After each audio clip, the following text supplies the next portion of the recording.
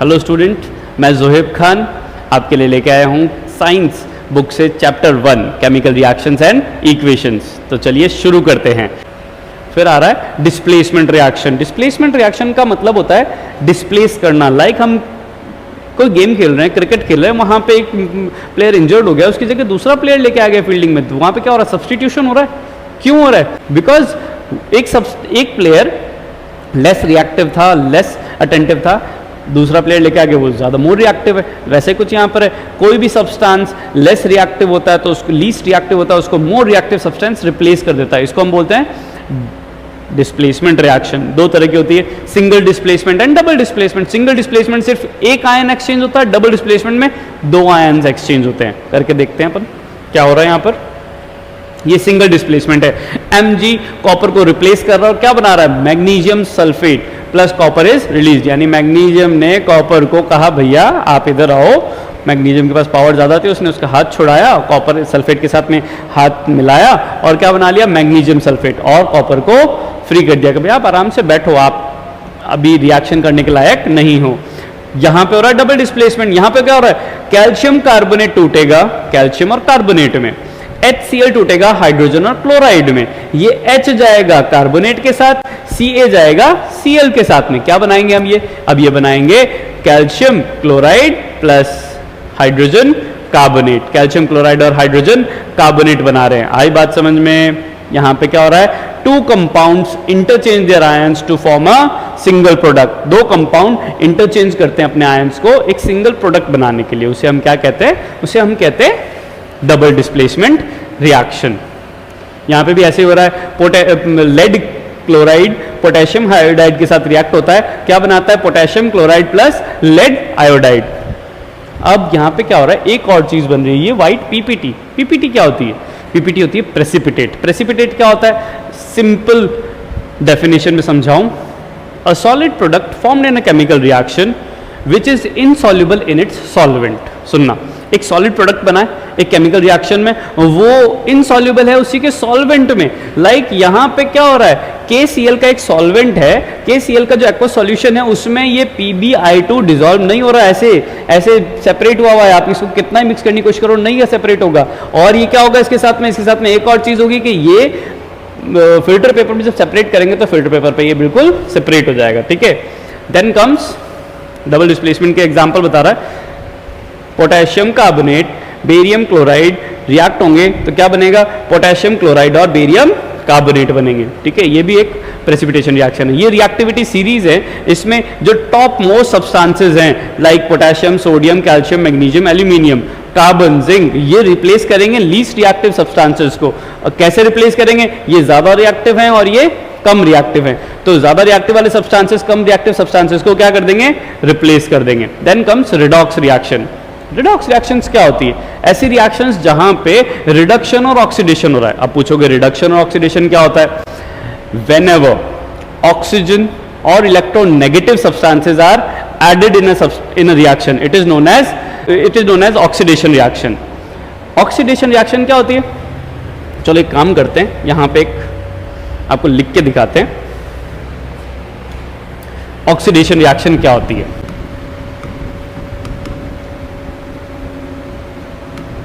Oxidation और यहां पे लिखते हैं रिडक्शन। ठीक है। ऑक्सीडेशन रिडक्शन में होता क्या? ऑक्सीजन में क्या हो रहा है? एडिशन ऑफ ऑक्सीजन और नेगेटिव एलिमेंट्स। ये इलेक्ट्रॉन नेगेटिव एलिमेंट्स। ठीक है। एडिशन हो रहा तो किसी चीज का रिमूवल भी होगा। रिमूवल ऑफ किसका रिमूवल होगा? ऑक्सीजन का दुश्मन है हाइड्रोजन और नेगेटिव का दुश्मन है पॉजिटिव एलिमेंट्स। कौन है? Positive elements. इनका एडिशन हुआ है। एक और चीज होगी यहां पे, क्या होगा? Loss of electrons. क्या होगा? Loss of electrons. ठीक है। इलेक्ट्रॉन्स का लॉस होगा। ये है ऑक्सीडेशन के पार्ट। ठीक है। ऑक्सीडेशन के अलावा रिडक्शन में क्या होता है? इसका बिल्कुल ऑपोजिट। इसका ऑपोजिट कैसे? जहां पे addition of oxygen and negative element हो रहा है, वहां पे addition of hydrogen and positive element होगा। क्या लिखेंगे यहां पर? Addition of hydrogen and positive elements. Addition हुआ है तो रिमूवल होगा। रिमूवल किसका होगा? इनके ऑपोजिट सब्सटेंसेस को रिमूव कर देंगे। Removal of oxygen and negative substances, negative elements. ठीक है, यहां पे लॉस ऑफ इलेक्ट्रॉन्स है तो यहां पे क्या होगा? Gaining of electrons, electrons gain होंगे। ये होता है बेटा ऑक्सीडेशन एंड रिडक्शन। तो अब ऑक्सीडेशन रिडक्शन अगर एक साथ हो जाए किसी रिएक्शन में, उसको रिडॉक्स रिएक्शन बोल देते हैं। क्या बोल देते हैं हम? Redox reaction. Oxidising agent, reducing agent, एक minute. Redox reaction, redox reactions are those reactions in which both oxidation and reduction takes place simultaneously। अब यहां पे देखो बेटा, मैं एक चीज समझाता हूं आपको। यहां पे क्या हो रहा है? कॉपर ऑक्साइड है प्लस हाइड्रोजन से रिएक्ट हो रहा है। ठीक है, तो यानी कॉपर ऑक्साइड किस में कन्वर्ट हुआ? कॉपर में। कॉपर ऑक्साइड किस में कन्वर्ट हो गया? ऑक्सीजन रिमूव हुआ है तो इसका क्या हुआ बेटा? ऑक्सीजन रिमूव हुआ तो यहां पे क्या लिखेंगे? रिडक्शन। क्या हुआ इसका? रिडक्शन। ठीक है, लेकिन ये हाइड्रोजन H2O में कन्वर्ट हो गया, यानी हाइड्रोजन में ऑक्सीजन ऐड हुआ है तो इसका क्या हुआ है? ऑक्सीडेशन। याद रहेगा कि नहीं रहेगा? ऑक्सीडेशन। अब इन दोनों को अच्छे से देखना। जिसका ऑक्सीडेशन होता है वो किस टाइप का एजेंट बन जाता है? जिसका ऑक्सीडेशन होता है वो बन जाता है, जिसका ऑक्सीडेशन होता है वो बनता है रिड्यूसिंग एजेंट। उल्टा है। ठीक है, यानी ये रिड्यूस हो रहा है हाइड्रोजन, तभी तो ये कॉपर ऑक्साइड ऑक्सीडाइज हो रहा है। दैट मीन्स ये ऑक्सीजन को रिलीज करेगा और ये कैच करेगा, तभी तो ये टूटेगा। हाइड्रोजन को ऑक्सीजन लेना पड़ेगा तभी का कॉपर ऑक्साइड टूटेगा। अगर कॉपर ऑक्साइड टूट नहीं रहा है दैट मीन्स वो ऑक्सीडेशन रिएक्शन होगी नहीं। रिडक्शन होगी तो यहां पे कब होगी रिडक्शन? रिडक्शन होगी तो किसी कॉपर ऑक्साइड को ऑक्सीजन देना पड़ेगा, दैट मीन्स उसका क्या होगा? ऑक्सीडेशन। वो कौन सा एजेंट हो जाएगा? Oxidising agent.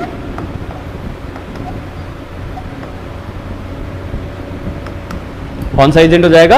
Oxidising agent. तो रिड्यूसिंग एजेंट्स जो खुद तो रिड्यूस हो रहे हैं, दूसरों को ऑक्सीडाइज करवा रहे हैं तो ऑक्सीडेशन करवाते हैं। ऑक्सीडाइजिंग एजेंट खुद ऑक्सीडाइज हो रहे हैं, दूसरों क्या करवा रहे हैं? रिडक्शन करवा रहे हैं, तो यानी वो रिडक्शन में हेल्प करते हैं। इन्हें बोलते हैं ऑक्सीडाइजिंग एजेंट और रिड्यूसिंग एजेंट्स। याद रहेंगे? ठीक है, वापस देख लो ऑक्सीडाइजिंग एजेंट्स क्या हैं। If the substances gain oxygen during a chemical reaction, it is said to be oxidized. If the substances lose oxygen during a chemical reaction, it is said to be reduced. ठीक है, the substances which gain hydrogen during a chemical reaction is said to be reduced. The substances which loses hydrogen during a chemical reaction is said to be oxidised. यानी जो hydrogen catch कर रहा है, hydrogen को gain कर रहा है, वो रिड्यूस हो रहा है, उसका रिडक्शन हो रहा है। और जो हाइड्रोजन लूज कर रहा है उसका क्या हो रहा है? उसका ऑक्सीडेशन हो रहा है। ठीक है, फिर कह रहा है, फिर आगे देखते हैं अपन। Oxidizing agents are those substances which makes available oxygen or removes hydrogen and helps in the reaction to takes place and facilitates oxidation process. Simple सी, इतना बड़ा लिखने की बजाय मैं बहुत सिंपल बता देता हूँ। ऑक्सीडेशन कराने में हेल्प करते हैं जो सब्सटेंसेस, वो रिड्यूसिंग एजेंट, और जो रिडक्शन कराने में हेल्प करते हैं वो ऑक्सीडाइजिंग एजेंट्स। सिंपल, रिडक्शन करवा रहे हैं वहां पे ऑक्सीडाइजिंग एजेंट बन जाएगा वो। अब इंपॉर्टेंट क्या है? इंपॉर्टेंट क्या है? इन दोनों में रिड्यूसिंग एजेंट ऑक्सीडाइजिंग एजेंट है कौन? कैसे पता चलेगा? हाइड्रोजन है, H2 है रिड्यूसिंग एजेंट, और CuO है ऑक्सीडाइजिंग एजेंट। जितने भी सब्सटेंसेस, कॉपर ऑक्साइड, देखो दोनों में एक सिमिलैरिटी है कॉपर ऑक्साइड और हाइड्रोजन में, दोनों के दोनों रिएक्टेंट साइड में, रिएक्टेंट साइड वाले सब्सटेंसेस में से ही एक ऑक्सीडाइजिंग एजेंट बनेगा और एक रिड्यूसिंग एजेंट बनेगा। दोनों कभी भी प्रोडक्ट साइड में नहीं आते। ठीक है, ये याद रखना। फिर आता है oxidation and reduction reactions in our daily life. Daily life में दो तरह की रेडिएशन रिडक्शन होता है, कोरोजन और रेंसिडिटी। पहले कोरोजन के बारे में पढ़ते हैं। कोरोजन क्या होता है बेटा? जब एनवायरनमेंट में present oxygen, sulphur gas, sulphur dioxide या सल्फर गैस या कार्बन डाइऑक्साइड गैस किसी भी मेटल से रिएक्ट करते हैं तो वो उसके ऊपर वाली लेयर को क्या कर देते हैं? पाउडर्ड फॉर्म में कन्वर्ट कर देते हैं, ऊपर वाली लेयर को खराब कर देते हैं। इसको हम बोलते हैं, क्या बोलते हैं बेटा? कोरोजन।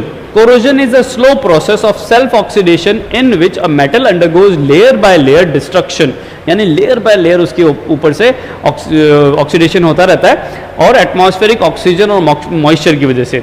आयरन में होगा तो हम उसको रस्टिंग बोल देते हैं। कॉपर में होता है ग्रीन कलर से, ग्रीन कलर की लेयर बन जाती है कॉपर में, ठीक है, तो इसको बोलते हैं कोरोजन। कोरोजन को रिमूव करने के प्रोसेसेस देखो, कोरोजन को हम प्रिवेंट करने के, how can we prevent corrosion? Corrosion को प्रिवेंट करने में सबसे इंपॉर्टेंट काम करता है ऑयलिंग एंड ग्रीसिंग। कभी भी कोई मेटल खराब हो रहा है या बाहर पड़ा है जिसमें मॉइस्चर की वजह से वो खराब हो सकता है, आप उसके ऊपर ऑयल या ग्रीस लगा दो या कोई भी पेंट कर दो या रेड ऑक्साइड कर दो, ये भी पेंट ही एक तरीके का, ठीक है, तो ये काम कर सकते हैं। उसके अलावा हम क्या कर सकते हैं? उसके अलावा हम 2-3 काम और कर सकते हैं। सबसे पहला क्या बताया?